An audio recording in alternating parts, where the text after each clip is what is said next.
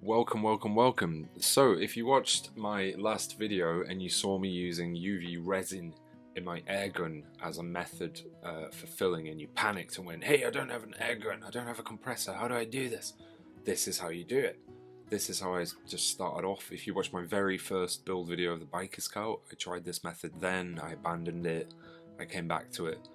Basically, you buy some UV 3D printer resin, which is this liquid, and you pour it into a Tupperware container, and you grab a sponge and you just sponge it on, and then you cure it with a UV light. So this is just a tiny 6-watt light, but the wavelength is it comes as 405 nm, which is the exact wavelength which cures the UV resin and makes it solid. So it goes on as a liquid and it cures as a solid. So I do this on the back of the helmet here and the front and the accessories, and the best thing about it is as soon as you've done, all you do is just clean it off with isopropyl alcohol so it's not greasy, and then it's literally ready to sand. So there's no drying time. You don't have to wait 8 hours for Bondo to dry overnight or whatever. You just put it on with a sponge. I do 3 layers, I clean it off, and then I start sanding. Now, if you've not done this method before and you've used Bondo or car body filler or whatever, you would normally start at 120 grit sandpaper. However, the resin is a little bit harder to break in, so I go over it with 60 grit. Now, I don't get carried away with this 60 grit. I don't spend 10 minutes in the same place sanding down, because 60 grit is a harsh grit of sandpaper and you're liable to sand it all off, in which case you've just wasted all that time putting it on, right? So I just do a nice quick bash with a 60 grit sandpaper all over everything, and then I switch to 120 and I go over the whole helmet and pieces and accessories in 120. That's like my proper sanding layer. This is where it gives you a good feel for what's going on. If you've got any lumpy bits, you can concentrate on them. If there's lighter areas, you can avoid them. It just gives you, sanding is, you do it by feel, you do it by eye, you do it by logic, but you also do it by feel. So 120 is the one that you want to concentrate on. You just break it in with a quick 60. And once you've gone over everything with 120, you then downgrade to 240 grit and you go over everything again. Again, you do a proper sand with this, don't miss any areas, do all the details and everything. And then once you've done everything in a 240, you go over it with a 400. You can see it's just starting to rain here. This is actually good once you get down to like a 400 grit, because you can do it wet and dry. So even if you're inside, dabbing your sandpaper into a bit of water and then sanding over it just helps the process along. So I'm not bothered about this, it's actually helping me. So I go over everything with 400, and then once I've done that, you'll start to feel the smoothness and you're like, yes, this is beautiful, this is ready to paint. But go one step further, go down to 600. Keep 600 in mind as your painting sand grit level, because you'll regret it if you don't. Because once you try it, once you do that 600 and you feel the smoothness afterwards, you're like, oh my gosh, this is like perfection. Alright, so I'm just cleaning everything off here just with a dry cloth. It's just to get rid of the dust. Obviously you don't want that in any of your paint, so go over everything, clean all the dust off. And now, once you've done your first filling and sanding pass, at this point you can use like a high build primer out of a can, or you can use spray putty, which is amazing. I'm just using bog standard grey primer here. I'm not filling it up, because I've done the UV resin is just really good as your first coat, and you can sand it super smooth, so you don't have to build it up with anything else like a high build primer or spray putty. I feel I've done a pretty good job here so far. So all I'm doing with the grey primer is I'm spraying it on, because it might already be ready to paint, but if it's not, what it does is, because it's all one even colour, it's easy to see any imperfections that might need a bit more filling. And if so, then the high build primer or the spray putty it's going to do a little bit, but it's not going to do an amazing job if you've got any deep grooves or anything. you're going to have to use the UV resin again, or Bondo, you know, for pinholes or anything like that. So it's completely up to you. If you feel like you've done a good sanding layer and it's pretty smooth and good already, then just go straight ahead with the primer. You don't need spray putty or high build primer to add any extra layers of filler, but it can't harm it either, so don't be, you know, averse to it. Do all your accessories as well, get everything good. So now that that grey primer is on, we can have a look at it and see if it needs any more work.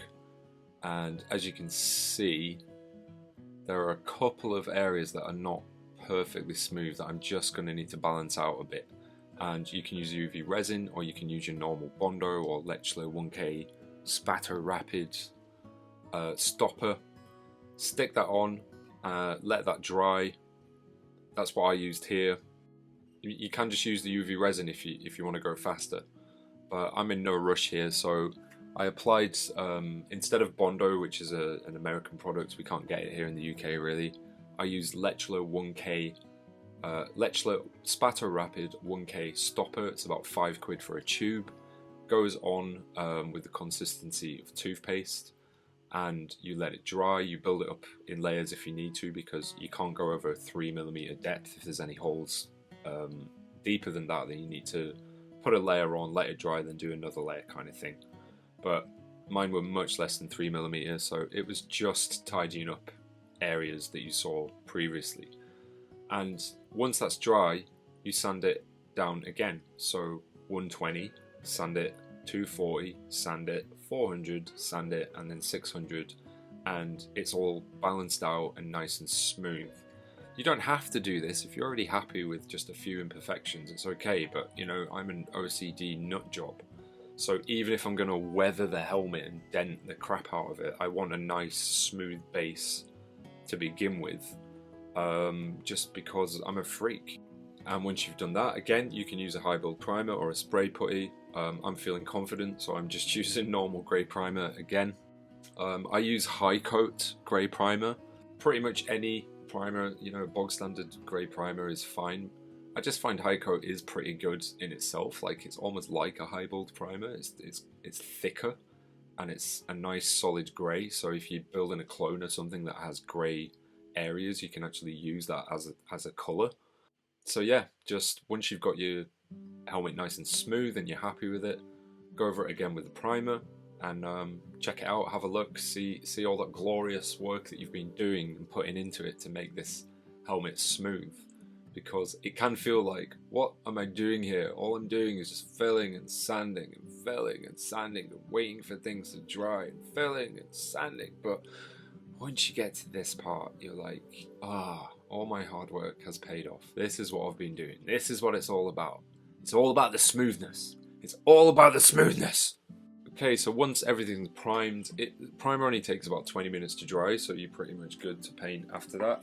I'm using a Montana mirror chrome here, and the reason I'm doing these parts together is because the ears are actually silver, and the mouthpiece there, I'm going to weather it. I'm going to weather the whole helmet. So I want some nice sort of metal scratches to appear through the paint. So I do a base layer of chrome over everything just to make it look like a metal helmet, which we're then going to weather. This is if you want to weather, you don't have to. Some people like nice clean helmets.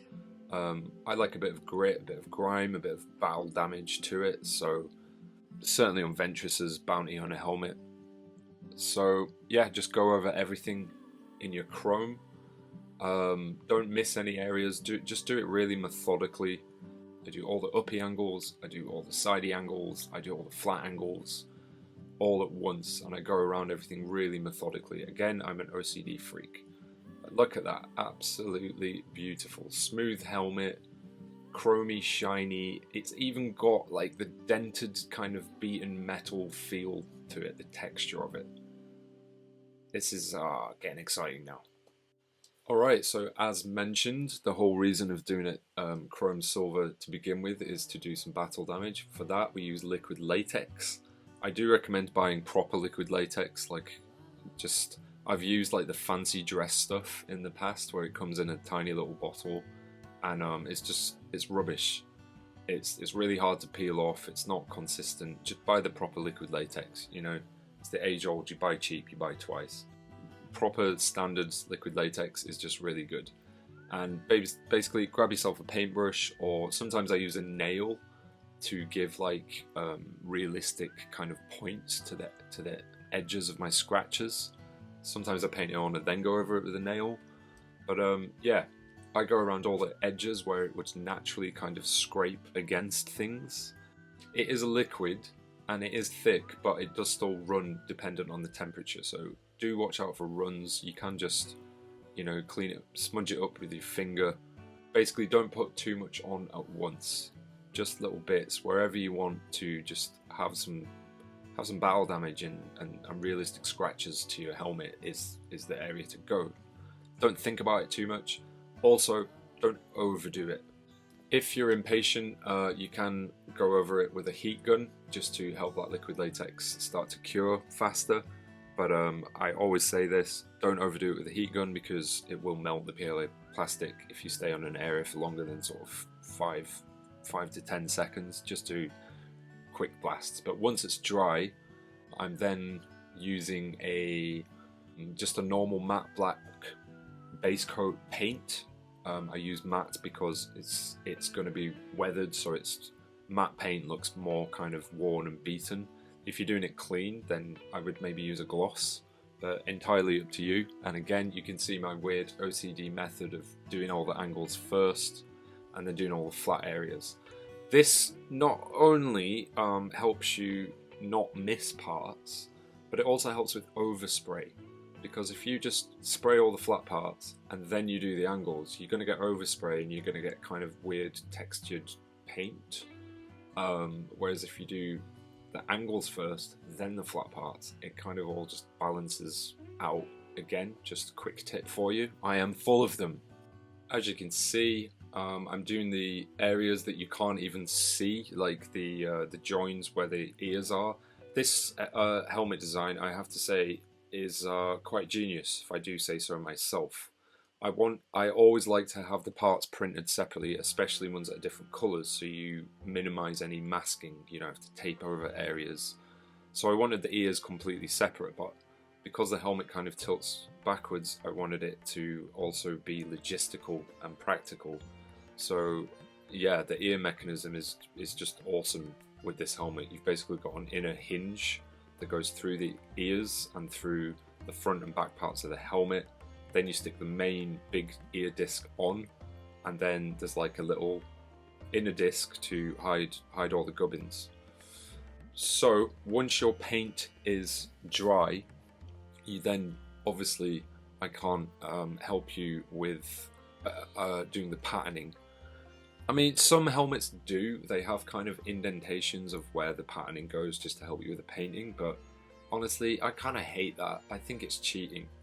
And you get you get an indentation of where the paint is rather than just paint at the same level as the rest of the helmet. So I prefer to do it this way. I'm using pinstripe tape here as my first stencil part because it's the most accurate. It's this is the paper pinstripe tape rather than the kind of vinyl-y one, and I find it's just really good to bend around edges without creases. So once you've gone around with your, this is for the gold by the way, once you've gone around with your more accurate pinstripe tape, you then just thicken it up with regular masking tape. Obviously you want to protect all those nice black areas. You'll also notice that I haven't peeled the liquid latex off yet, because if I do and then you spray the gold over it, you're going to lose all that nice chrome weathering from the initial chrome base layer. I do apologise for my nakedness here. I made this helmet in the summer and the UK had unseasonably unbearable hot weather in the summer of 2022, so I do have clothes on. I promise, I'm wearing pants. Alright, now he's all masked off, it was time to figure out how I'm actually going to do the patterning. So some people, if they have like a vinyl cutting machine, will do it that way to create their own stencil. I'm just going old school. I just kind of draw it by eye, but then I'm using you remember when you're a little kid and in like primary school and you draw butterflies or like people holding hands and you cut them out, and all you do is draw half of them and then fold it in half, cut it out, and you've got a perfect symmetrical shape. That's what I'm doing here. My first grade teacher taught me this method, and it's coming in handy years later. So yeah, I just used an image of Google or whatever for what the patterning looks like, and I think I did just loosely measure it so it would transfer to the helmet, and still I just did it completely by eye, and I cut all my patterning out, and now I've got my stencils. So what you can do then is, so you have the positive of the patterning, and what you can do then is lay it over the helmet, lay it on the helmet where it's going to go, and then draw around that stencil, and then you have your perfect lines to cut out with a craft knife. So you want a nice sharp blade for this bit, and just take your time, obviously be careful, just go around all the lines. You can see I kind of fudged areas a bit, you know, even though you've got kind of accurate shapes, you've still got to lay them on and they've got to be symmetrical. And if you go wrong a bit, it's fine to like draw over your lines, but you just know that when you're cutting it out. As you can see, the masking tape that I used here, I had to downgrade to some cheap, crappy masking tape, which was too strong, and it was actually peeling off the black paint that I'd put on underneath. Absolute nightmare. I've said this a million times, masking tape, your quality of masking tape is paramount because it can ruin helmets. It's okay if you're kind of doing a battle damaged helmet, but you still want some semblance of control. We use liquid latex to put battle damage and scratches and stuff where we want them. If the tape just starts peeling paint off where you don't want it, it's just like, oh my gosh, nightmare. Okay, you want to do exactly the same for the gold motif on the back. Nice and simple this time, there's no crazy patterning. But yeah, just use your pinstripe tape and then thicken it up with your thicker masking tape, preferably a good brand. Like, I discovered the best masking tape ever, and it's from this art shop in Leeds that I go to, and they went out of stock sort of mid-pandemic or something, and they've just never got it back in. And whenever I go check the stock, they go, yeah, there's no stock anywhere in the world, and I can't find it, and I hate it. I need it in my life. Once you are ready to paint, just go over those areas with a bit of sandpaper just to give a good key, because you've been spraying paint on it and it's all smooth. And again, you do it at the grit that you finished on, so 600. Also, because my crappy tape started peeling areas off, that paint layerage is going to show through, so I'm just trying to sort of balance them out here a little bit. Obviously, again, I'm weathering this helmet anyway, so I'm not too bothered about it. I kind of just, it's okay. I can let it go because I want it a bit battered in some random areas. And yeah, I'm going over the black here because that's going to be gold too, and it's obviously super smooth with the black paint on it. But I am avoiding the areas that have liquid latex because you don't want to peel them off, because that is the key to our weathering process. Okay, it's painting time. Once this gold goes on, it honestly, when you're building helmets, it just gets more and more exciting. Once you've got the hard slog of smoothing the print out, and then you start painting and templating and stenciling, and you get some paint on that helmet, it just gets more and more exciting because it's just coming together with each thing that you do, and all these kind of hours of weird things like painting, cutting stencils out and lining tape up. As soon as you get that paint on, which is the last easy bit, it's the easiest bit, let's face it, but once it goes on, it's like, it's just a sense of achievement that all that work is coming together. I can't remember what brand of paint this is. It's the same gold paint that I use for Boba Fett, but it's really good because it gives this weird dappled effect. And you know, the next exciting part, the one that's even more exciting than actually putting the paint on, is taking the stencils off and seeing seeing all your hard work. But again, I did mention that this particular brand of masking tape was quite strong, and I normally would sort of tack it on my jeans just to sort of de-stick it before I put it on. I don't think I did that, or if I did, it was still too strong. So it is peeling areas of paint off I don't want it to. Obviously, if there's liquid latex on there, then it's going to peel that off as well. And remember, I already did a lot of sort of weathering with the liquid latex, so I really don't want any more from this tape. But if you find you do want a bit of randomness to your weathering, it's actually a good method.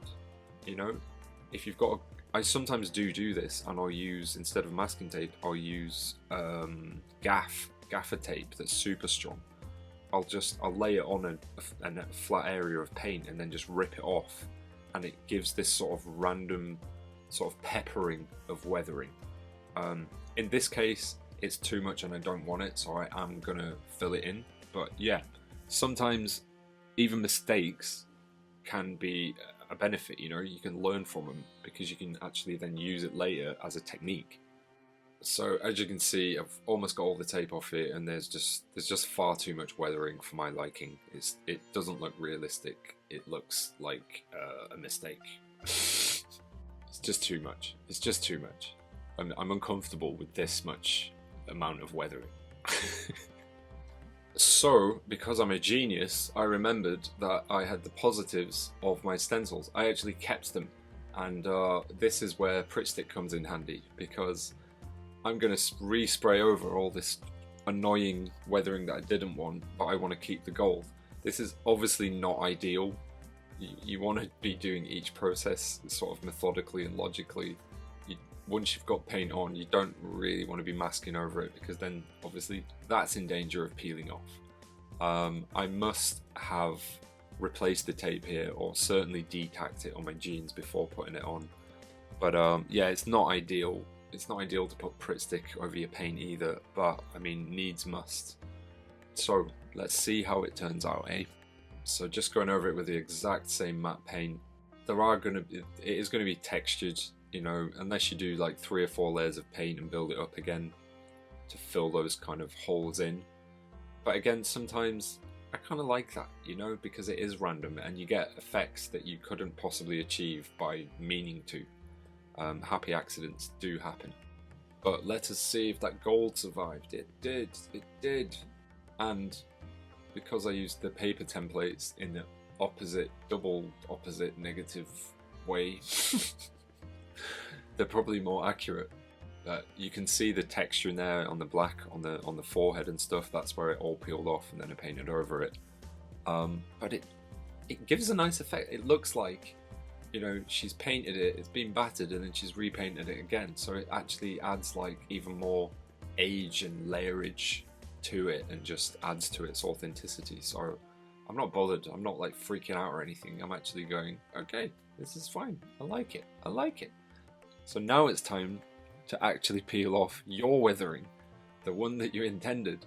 So just go over wherever you've liquid latex, just go over it with your finger and peel it off, and you'll reveal that nice chrome base layer underneath. And I mentioned using a brush or a nail. If it looks a bit too contrived, what you can do is just go around it with a bit of sandpaper to add some sort of realistic scratches, a bit more random on the edges. It really does help it out. So I mentioned the genius design of the ear hinges earlier. So these are the inner parts, and basically I'm using M5 nuts. They are 25mm long. I'm just making sure everything fits, because 3D printing, you know, prints can warp a little bit, or I think you'll see on the outer ears in a second that, you know, once you start putting layers of filler on stuff, holes can just completely disappear, so you might just need to drill them out. But basically these inner ears are meant to have a hexagonal shape in the bottom part of them to hold the actual nuts and bolts in place, basically. But you might need to do a little bit of fiddling if you've got filler on there, or if the print is just, you know, expanded or contracted with the heat and it's just a little bit small. You can do that with a drill, you can do that with a soldering iron. So once you've got all your parts ready and tested everything all fits all okay, you put the front and the back helmet pieces together and the inner ear through there, and then you grab your outer ear disc, which is all painted nice and silver, and I don't think I showed this on camera, but I would have lacquered that part, and then screw your M5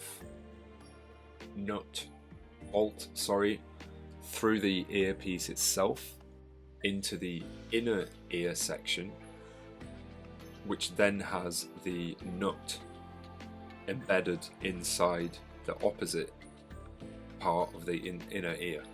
God, this is a mouthful, isn't it? Put the thing in the thing, and the thing in the thing, and then screw it all together, and then it all works. And you've got a beautiful hinge. And to hide the bolts, I then made this outer inner ear disc completely separate, which you can glue into place. Voila! Come on, it's genius, right? It's genius. Okay, so now it's time for one of my other famous mistakes. I will never do this again. So I've used replacement grinder shields for many helmets, but I got used to using perspex, which you cut it with an angle grinder and you bend it into shape with a heat gun. It's a bit more time and effort, but it's a little bit cheaper and you get a bit more bang for your buck. That's the only reason. Now, because this helmet, you know, the visor area is so thin, but it's actually quite shapely. So I didn't want it to just be flat and, you know, have gaps and stuff. So I wanted to just bend it into shape a little bit.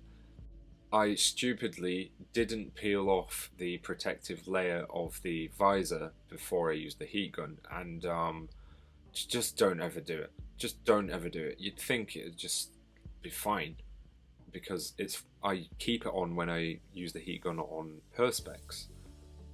It's totally fine, you can just peel it off. But this stuff on the replacement grinder shield, once you start heat gunning it, it all kind of mottles and melts on and is literally impossible to get off.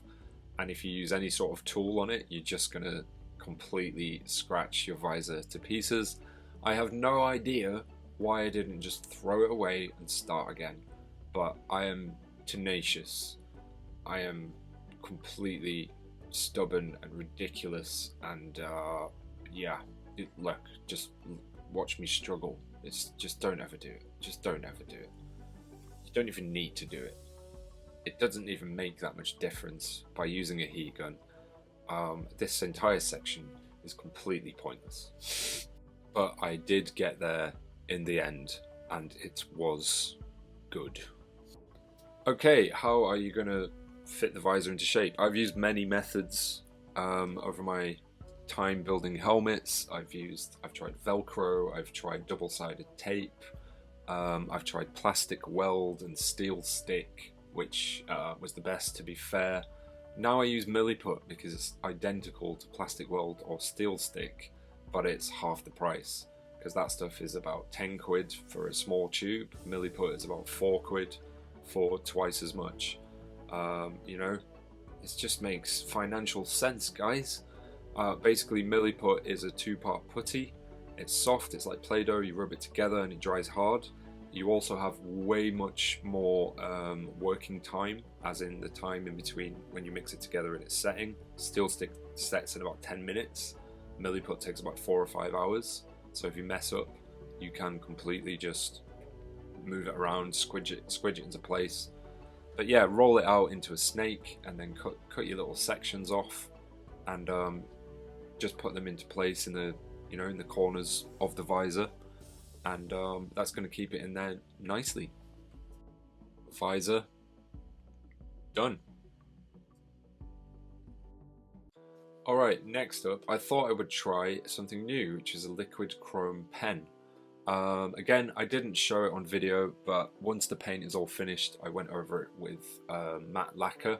You can also see that I've glued the mouthpiece into place, and once you've got that nice shiny chromy base layer for your weathering, but once you put any sort of lacquer on top of it, be it matte lacquer or clear lacquer or 2K lacquer, whatever, it does just completely dull the shine.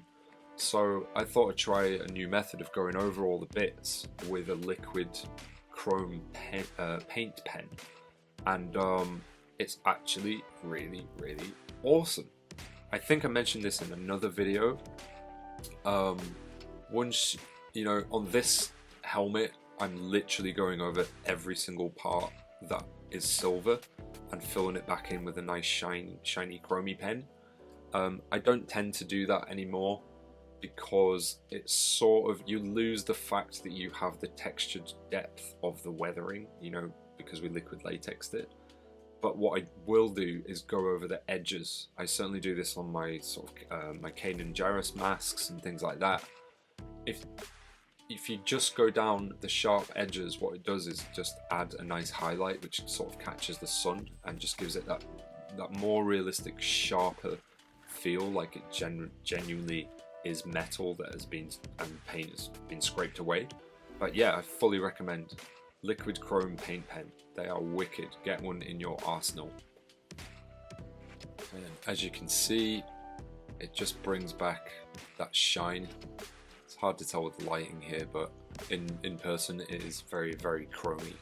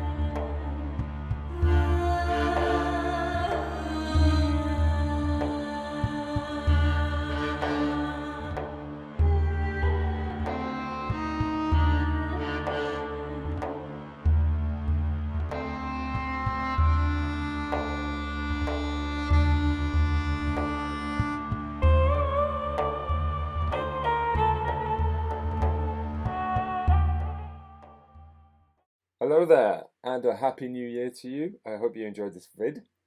This is honestly one of my favorite helmets ever. I absolutely love it. It's so like slick, and you don't often see it. It's quite a rare one. So I hope I've inspired you to try and make your own helmet for the first time. If you've never done it before, I hope 2023 is the year that you try it. It is currently 20% off everything! Oh my god! January sales! So yeah, it's 20% off all DIY kits. It's 20% off all 3D files. If you have a printer, if you don't have a printer, head on over jeddaworkshop.co.uk and just use the discount code New Year, all in capitals, at the checkout. If you prefer to shop on Etsy, I'm on there too, but the discount is already applied. Thank you for all the love on Instagram. If you don't follow me there, I'm at Jeddah Workshop. I'm also on Facebook, and I'm also on Patreon. Patreon is where you can support your favorite artists in what they do, and you get cool stuff back. So there's billions of tiers on there for people, like if you have a 3D printer, you can get 3D files every month for basically half price. If you don't and you just like building stuff, you can get kits sent out to you every 6 months for like way, way cheaper. And it all helps me just continue to do what I do, which I will be continuing to do in 2023. I have big plans. I want to just expand, grow, to continue building awesome helmets, awesome designs, and just being a part of this wonderful community. So thank you very much for 2022. I'm wishing you an amazing new year. I hope 2023 is just so much better for all of us. And yeah, I will catch you on the flip side. I'm going to do some more videos on 3D printing, I think. I had the idea this morning. I've noticed a few people are getting into it, and it can be a bit of a minefield, and quite a steep learning curve to begin with, and a bit intimidating. So I just want to make it easier. So yeah, look out for those videos. All right, wishing you well, and thanks very much for watching. Don't forget to subscribe and hit the bell if you haven't already. You will be notified when I launch new videos, and take it easy. Have a good one. All right, all the best. Bye. Doesn't sound so bad to me.